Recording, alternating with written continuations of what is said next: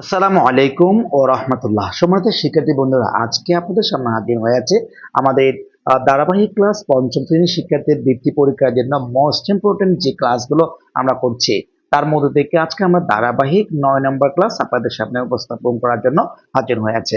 আমরা প্রথমত এখানে কিছু বাক্য দেখতে পাচ্ছি, এই ছাড়া আরো দ্বিতীয় পেজে কিছু বাক্য আছে।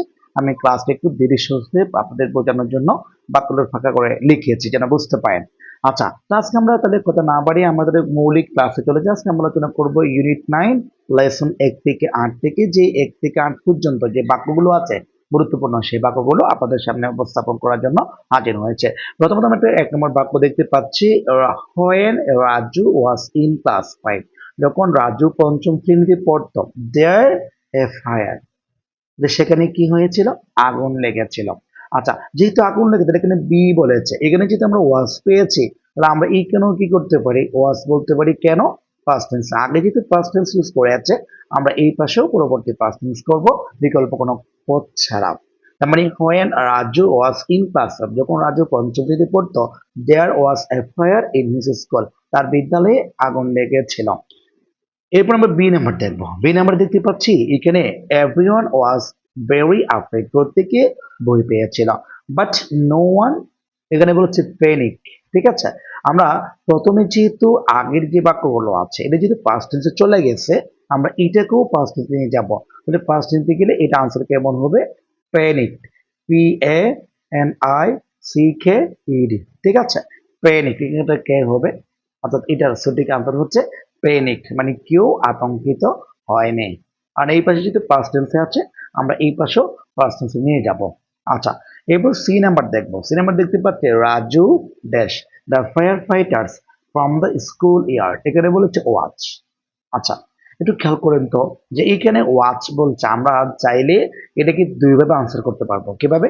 আমরা যদি প্রেজেন্ট টেন্স ইউজ করি, অর্থাৎ রাজু সাম্প্রতিক সময় বা এই সময়ে স্কুলের মাঠ থেকে তাদেরকে দেখেছিল। আচ্ছা, এক্ষেত্রে করতে গেলে রাজু থার্ড পারসন সিঙ্গুলার, আমি চাইলে এটাকে আনসার কি করতে পারি, WATCHES করতে পারি, ওয়াচেস। কেন? এটা থার্ড পারসন সিঙ্গুলার এর জন্য। আপনি যদি পাস্ট হিসাব করেন, যেমন রাজুর যে পেচেসটা রয়েছে সেটা তো অতীতের ঘটনা, সেক্ষেত্রে আমরা কি করব, এটা সঠিক আনসার দিব ওয়াচ, WATCHED, তার মানে পাস্ট ফর্মে নিয়ে যাব। কেন? আমাদের প্রত্যেকটি বাক্য তো পাস্ট টেন্স ইউজ করা আছে, কিন্তু আপনি চাইলে কি করতে পারবেন, এটাকে প্রেজেন্ট হিসেবে করলে আপনি ওয়াচেস দিতে পারবেন। আর যদি পাস্ট টেন্স নিতে চান তাহলে ওয়াচড ই যোগ করতে হবে, কারণ সাবজেক্ট থার্ড পারসন সিঙ্গুলার ভার্বের সাথে এস বাই এর যোগ হয়।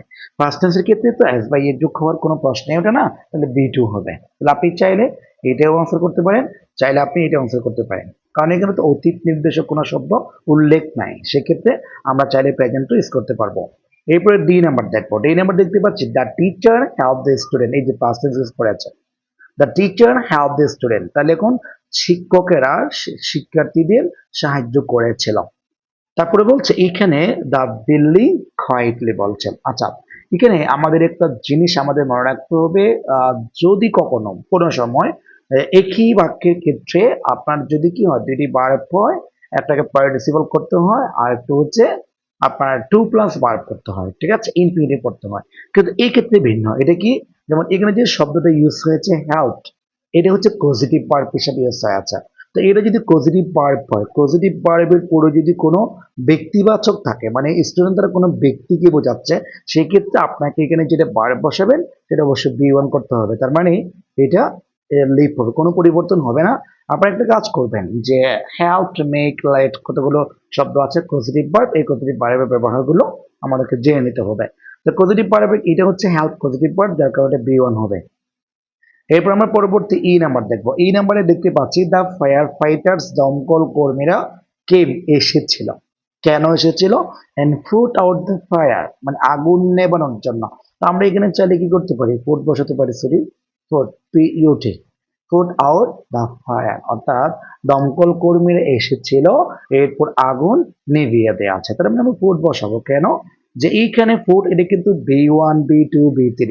এখানে একটা মজার বিষয় হচ্ছে এন্ড যুক্ত দুটি ভার্ব, দুটি নাউন, দুটি এডজেক্টিভ, এই দুইটা যদি থাকে, আপনার এন্ড এর আগে যেই ফরম্যাট থাকবে এন্ড এর পরেও সেই ফরম্যাটে নিয়ে যাবে বা নিয়ে যেতে হবে। যেমন এখানে আমরা জানি কি ফোর, এটা বি1, এটা বি2, এটা B3, অর্থাৎ তিনটা একই রকম।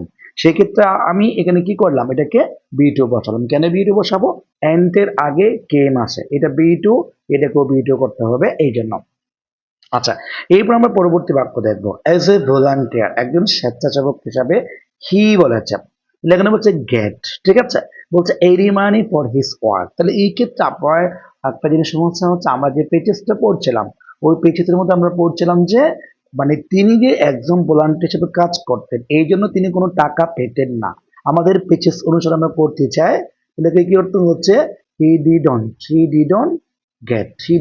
get অর্থাৎ as a volunteer he didn't get any money for his work, অর্থাৎ তিনি তার কাজের জন্য কোনো টাকা পেতেন না। আনসার হচ্ছে এটাই। এরপর আমরা দেখবো নাও আছে, ঠিক আছে, নাও থাকলে একটা জিনিস সমস্যা হচ্ছে, আমাদেরকে নাও থাকলে কোন একটা বাক্যের ক্ষেত্রে যদি পূরণ করতে হয় সেটা ফার্স্ট এই যে কি বলছে প্রেজেন্ট কন্টিনিউয়াস টেন্সে নিয়ে যেতে হয়। কিন্তু আর্ন যে শব্দটা আছে, এই আর্নকে কিন্তু আপনি কি করতে পারবেন না, আইএনজি যোগ করে কন্টিনিউয়াস ফর্ম করতে পারেন না। ইংরেজিতে এমন কতগুলো শব্দ আছে যে শব্দগুলোকে কখনো কন্টিনিউয়াস ফর্ম করা যায় না, তার মধ্যে এটা একটা। তো এইটা যদি না যায় সেক্ষেত্রে আমরা কি করতে হবে, প্রেজেন্ট ইনডিফিনিট টেন্সে নিয়ে যেতে হবে। তার মানে এই যদি আমরা সঠিক আনসার করতে যাই তাহলে আনসার হবে কেমন, আর্নস। কেন, রাজু থার্ড পারসন সিঙ্গুলার হলে ভার্বের সাথে এস বা ইস যোগ করতে হবে, আমরা এস যোগ করলাম। এরপর আমরা ইস নাম্বার দেখবো। Most of the time his work, তার কাজের অধিকাংশ সময়, তাহলে কি করছে, out the fire, put out the fire, ঠিক আছে, পুট হবে পিইউটি, ঠিক আছে। তার অধিকাংশ কাজ হচ্ছে মানে তার দিনে যে কাজ করে তার অধিকাংশ কাজগুলোর মধ্যে তার কাজ হচ্ছে একটা কাজ, সেটা হচ্ছে আগুন নিভিয়ে দেওয়া, ঠিক আছে। অথবা আমরা চাইলে এখানে মোস্ট অফ দ্য টাইম আমরা চাইলে স্পোর্টিং অর্ডার দিতে পারি, এভাবে না দিয়ে পোর্ট না দিয়ে আপনি চাইলে কি করতে পারেন, স্পোর্টিং দিতে পারেন, ঠিক আছে, পুটিং এভাবে বলতে পারেন, পুটিং আউট দ্য ফায়ার্স, আপনি চাইলে এভাবে করতে পারেন। কেন, এখানে শব্দ হচ্ছে মোস্ট অফ দ্য টাইম, ঠিক আছে, অধিকাংশ সময়। এই জন্য আমরা চাইলে দেখে কি করতে পারি, পেসিভের ক্ষেত্রে সাবজেক্টের পর ভার্বের সাথে আইএনজি করতে পারি। আচ্ছা, এরপর আমরা কি দেবো, যে রাজু অলসো একটা শব্দ আছে, রাজু অলসো, তারপর এখানে শব্দ দিয়ে দেবে টিচ। তো এখন যেহেতু টিচ যেটা আছে, রাজু অলসো থাকলে প্রেজেন্ট ইন্ডিপেন্ডেন্ট টেন্স হয়। তো রাজু থার্ড পারসন সিঙ্গুলার আমরা যদি করতে চাই টিচার্স দিব, ঠিক আছে, টিচার্স, অর্থাৎ কখনো কোনো একটা ওয়ার্ডে সে যদি সিএস থাকে, subject third person singular number হলে মূল ভার্বের শেষে ইএস যোগ করতে হয়। আমি teachers Raju also teachers fire fighters about safety. এরপর আমরা যে নাম্বার দেখবো, যে number in his free time, তার অবসর সময়ে। রাজু থার্ড পারসন সিঙ্গুলার, তাহলে এখানে বিজিট আছে, এটা বিজিট হয়ে যাবে, বিজিট, BISITS। তাহলে ইন হিজ ফ্রি টাইম, তার অবসর সময়ে রাজু ভিজিটস স্কুল, তো রাজু কি করেন, স্কুল ভ্রমণ করে দেখেন। এরপর আমরা পরবর্তী যে আরেকটা পেজ আছে, আমি এই নিয়ম থেকে আরেক কিছু উত্তর আপনাদের জন্য যোগ করেছি, এই নিয়মগুলো আমি একসাথে আপনাদেরকে দেখানোর চেষ্টা করছি। এরপর আমরা কে নাম্বার দেখবো।